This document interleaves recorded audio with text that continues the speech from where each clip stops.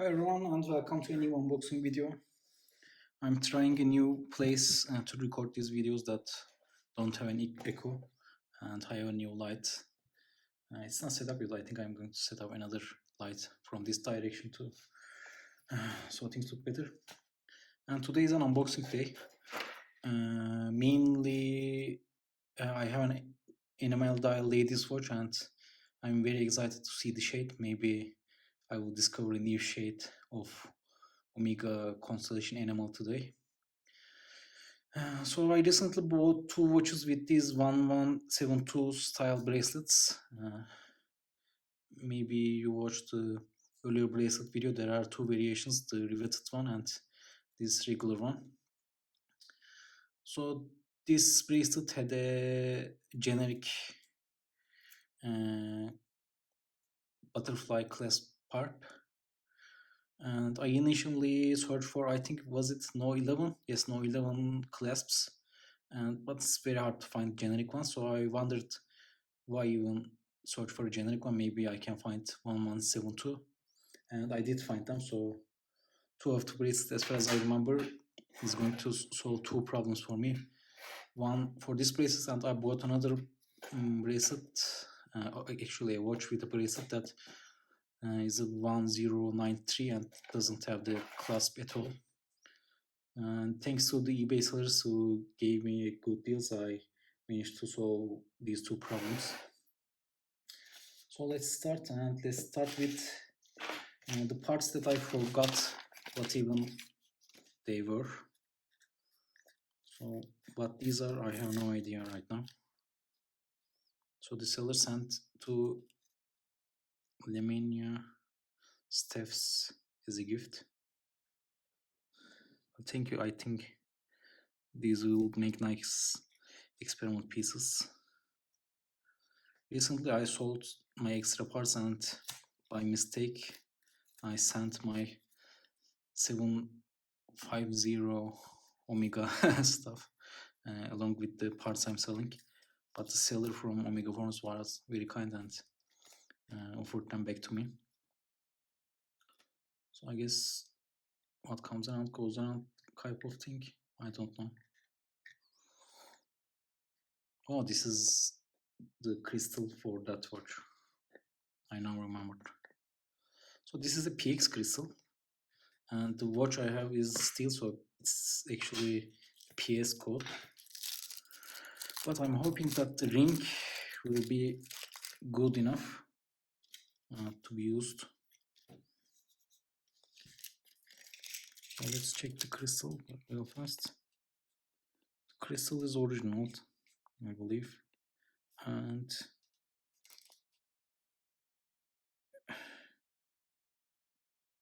in good condition. I think I can't see any imperfections right away, and usually a lot of scammers, there are a lot of part scammers.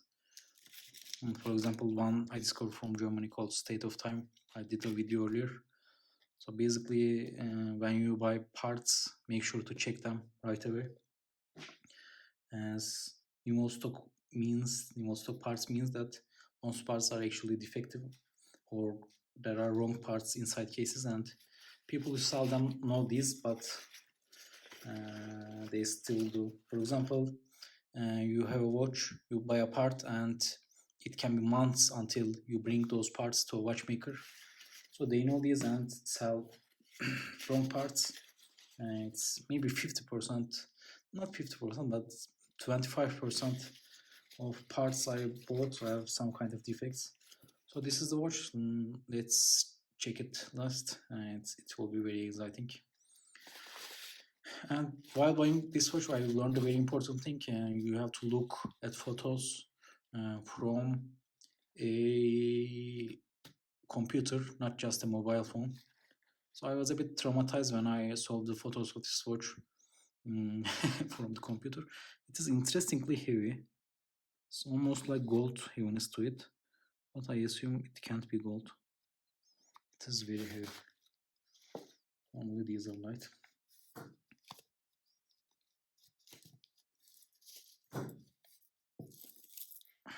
And this is the bracelet saver, working clasp, and correct bracelet serial. So actually looking at this, it will be a crime to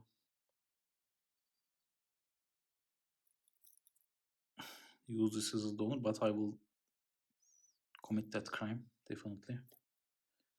And this part needs fixing, but I guess no need to fix it. I can just replace it with this one.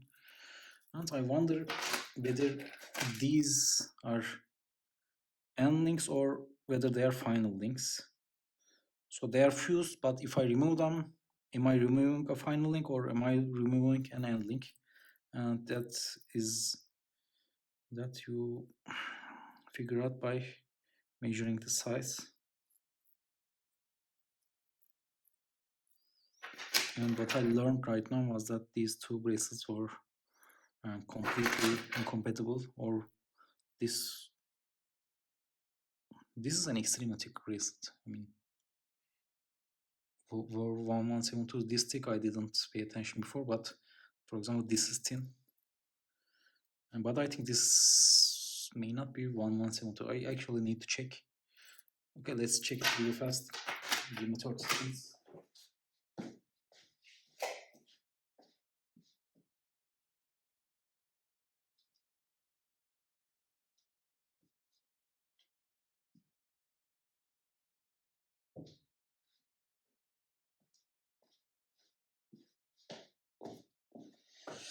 So it turns out 1172s were indeed very thick, but 1093s are thin.